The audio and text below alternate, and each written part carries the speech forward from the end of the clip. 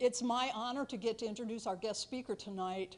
One of the things I've loved about these meetings is that we get to meet a lot of Texas heroes. And Wallace Hall is one of my heroes. I've been following his story now for at least 2 years or more. And when I spoke to him tonight, I realized it's been going on for about 4 years, 4.5 years. He's 4.5 years into his 6-year term, appointed to the University of Texas System Board of Regents. And I won't go through the whole biography. You read that, or you wouldn't be here tonight. He's quite a hero. I asked him, how did he stumble upon this issue? And so we'll learn part of that when he speaks to us tonight. So give him a warm welcome. He's from my hometown next door in Dallas. Welcome.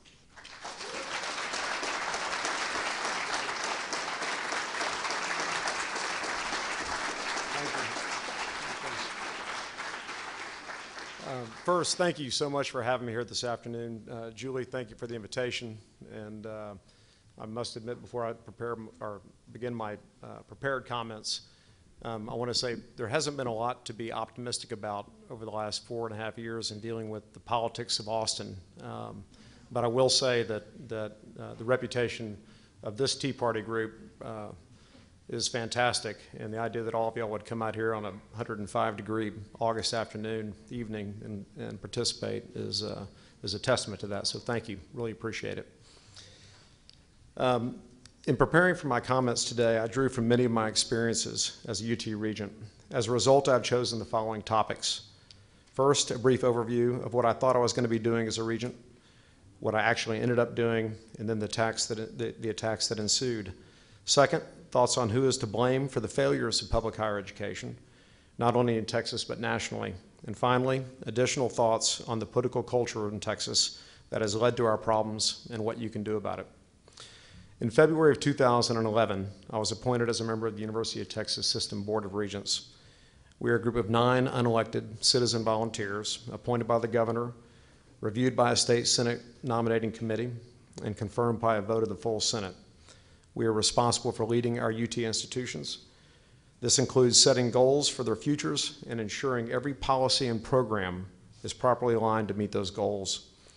We are also fiduciaries, the ultimate authorities for the institutions with a sworn duty to uphold the laws of Texas and the Constitution. Being a regent is a significant responsibility that should be taken very serious by every one of us who has been selected to serve. To put it another way, it is not sufficient to treat the role of regent as an honorary post or as a reward for past or future political contributions. The position imposes a solemn duty and, if treated properly, demands a large commitment of time and effort and a deep sense of obligation to the people of Texas. Why should anyone care about the responsibilities of university regents? First, because of the enormous amount of sums of money under our authority. $15 billion annually in the case of the UT system. Second, because we have over 200,000 students in our universities, and the potential for these institutions to influence and mold our young people cannot be underestimated. Third, our institutions are pursuing cures and treatments for cancer and Alzheimer's and other terrible diseases, all while educating and training large numbers of our new doctors and nurses for our state. So it is critical that the funding under our direction is not wasted, that assets are properly deployed and utilized, and above all, that integrity in the operations of our institutions is assured. In short, it is critical that we manage a very tight ship so we fulfill our obligations to the people of Texas, the true owners and beneficiaries of these great institutions. It is for these reasons that I ask questions, lots and lots of questions, and pursue lines of inquiry that others have found very uncomfortable. The problem is, this approach has meant that my 4.5 years as a regent have been anything but smooth. My efforts to fulfill my obligations to you and the UT system have been met with opposition from powerful forces who want to maintain the status quo and place their special relationships, particularly with UT Austin, above the interest of taxpayers, faculty, and students. What vile acts did I commit to earn the contempt of these powerful politicians? Let me cite a few of my most egregious inquiries. I insisted on the consistent application of national accounting standards for accounting gifts to our flagship university. In this case, the UT Austin president knowingly and falsely inflated the value of gifts received by over $200 million. While my insistence led to corrections, no admission of impropriety or contrition followed, only outrage from the president and his close supporters. I followed up on demands to terminate a secret and inappropriate forgivable loan program run by the dean of the UT Law School and President Powers. In this case, millions of dollars were being funneled secretly to certain faculty members, all in violation of policy and law. This included a $500,000 payment to the former dean of the law school. The program has since been abolished, and the law school is now in compliance with our policies and law. I sought proper compliance with the Texas Public Information Act. What does this mean? It means that our institutions should comply when public citizens ask for information about their institutions. Incredibly, 3 years after this effort has begun, the project remains a work in progress. I looked into procurement irregularities related to no-bid contracts and conflicts of interest.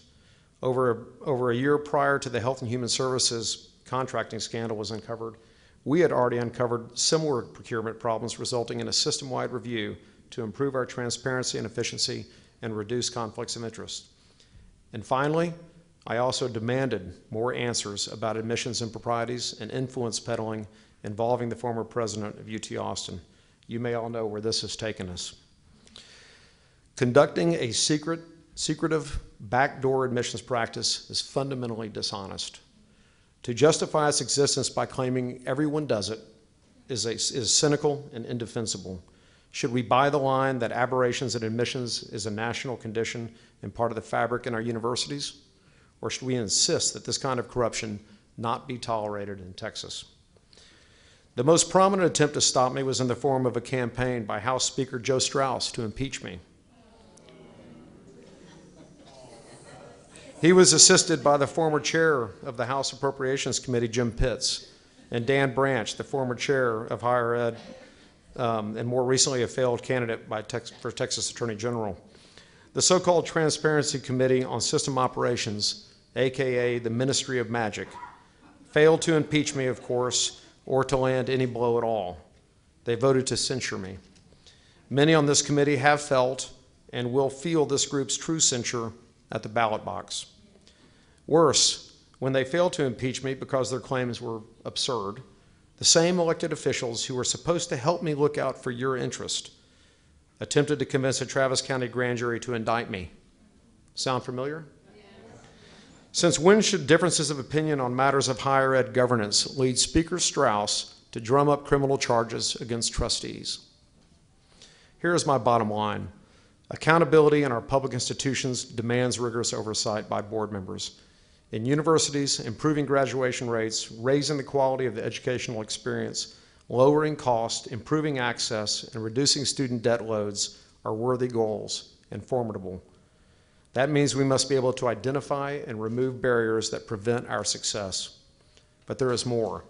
If higher ed is to evolve, and if we are to ensure our institutions can compete successfully to educate our young people and conduct valued research for societal benefit, the boards at higher education institutions must be allowed to take risks. The previous UT Austin administration was able to construct a phalanx of defenders, including politicians, supporters, media reporters, and editors, and even a new Orwellian named Texas Coalition for Excellence in Higher Education. They engineered a no man's land for inquiry and challenge by the board. Common board duties like asking if tenured faculty were performing at expected levels and whether they were maintaining state-mandated hours resulted in aggressive attacks designed to chill further inquiry. Board questions relating to appropriate campus size, student tuition fees, institutional efficiency, faculty productivity, and proper deployment of research funding resulted in malicious charges that the Regents asking were anti-intellectual and anti-research. Here's the problem. Forbes recently ranked UT Austin number 82 among higher education institutions in the nation. For much of the past 10 years, we have languished, unable to challenge our status quo because some relationships between politicians and our institutional leaders have led to an inability of our board to effectively perform its duty. So while I could highlight a number of challenges facing higher ed, I contend that the single most important challenge is the systemic failure of governing boards.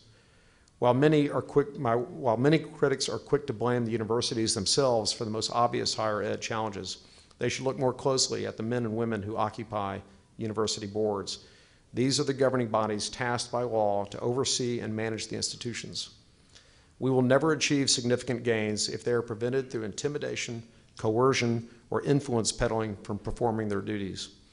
For example, shouldn't our board be asking these questions?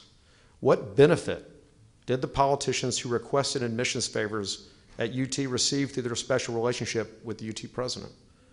Are these same politicians still engaging in the same behavior? Where else can a dean of a prestigious graduate program secretly award himself $500,000 from an allied foundation during a pay freeze at the university? Where else would this be met with silence by the president and the board? What other institution would maintain this dean as one of the highest paid members of the faculty? How can a president of the University of Texas mislead the board, the chancellor, and our general counsel during an investigation of influence peddling within his office and receive no disciplinary action? What are the circumstances by which he is allowed to return to the law school as the highest paid member of its faculty? Who is looking into these matters for the people of Texas? I'll tell you, no one. Well, not no one, I am, but what difference is it making?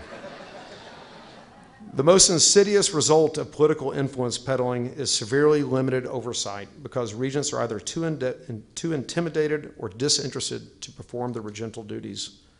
This is made worse when board members see it as their duty to block honest inquiry because they fear exposing friends and/or politicians.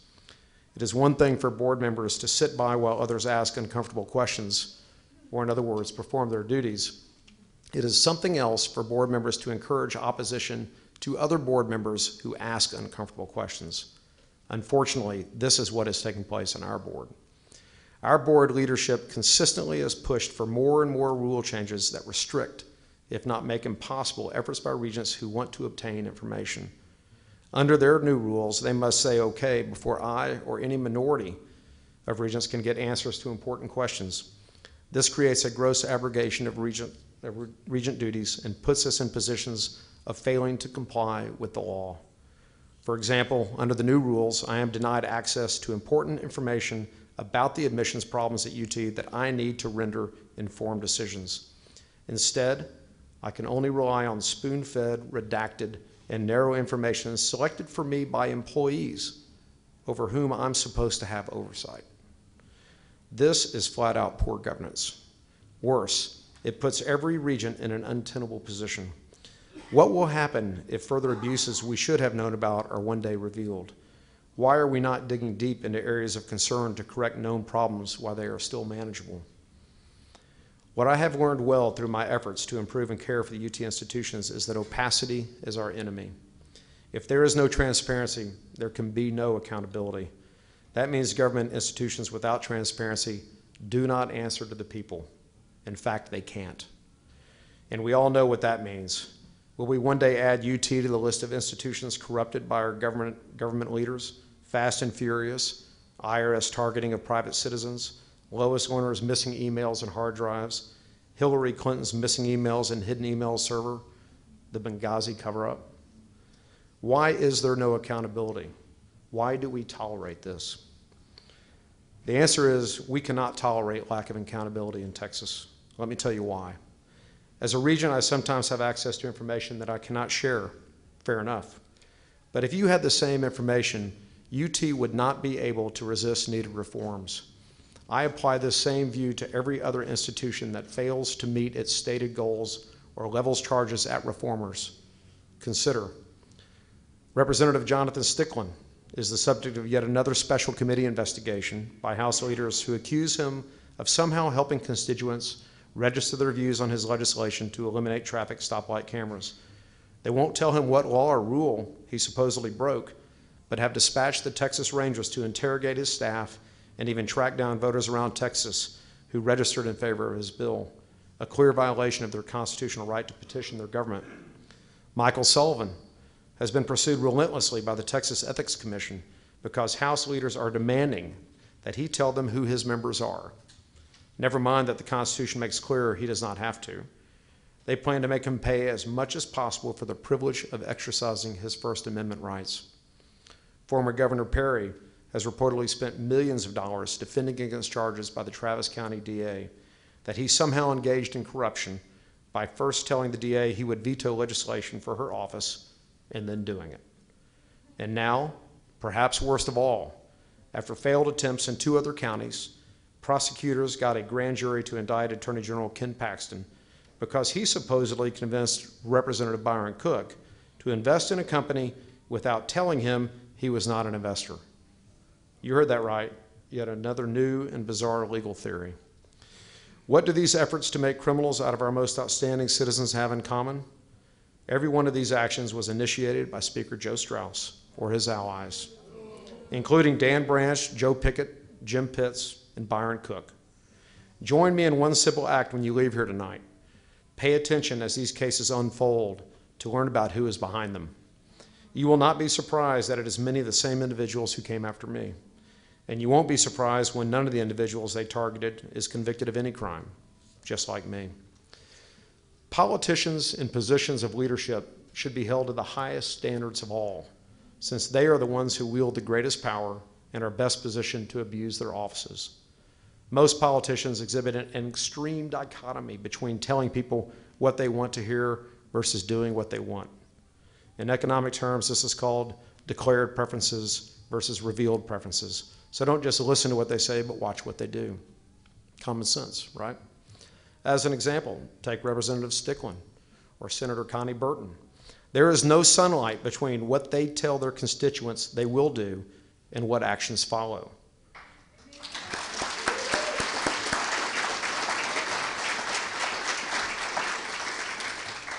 By comparison, Representative Capriglione told you what he would do with his first vote in the last session. Then what happened? While politicians who make promises and then fail to follow through defraud their constituents, politicians who use their offices in our government to persecute their political opponents assault everyone. Both groups should be held accountable. In the cases of Dan Branch and Representative Pitts, who abused their positions to try to stop me, the voters spoke, or in the case of Pitts, he ran. In the case of Byron Cook, who is apparently attempting to carry out a vendetta against the Attorney General, the voters will speak again, although he too will probably run before they get a chance. When politicians are more interested in what institutions can do for them than what they can do for the people of Texas, we are left with divisiveness, inefficiency, and enduring conflicts of interest. Removing influence peddling and corrupt politicians is difficult, and while many of us gnash our teeth waiting for the cavalry to arrive, well, sorry to be the bearer of bad news. They're not coming. The cavalry is you. Thank you very much.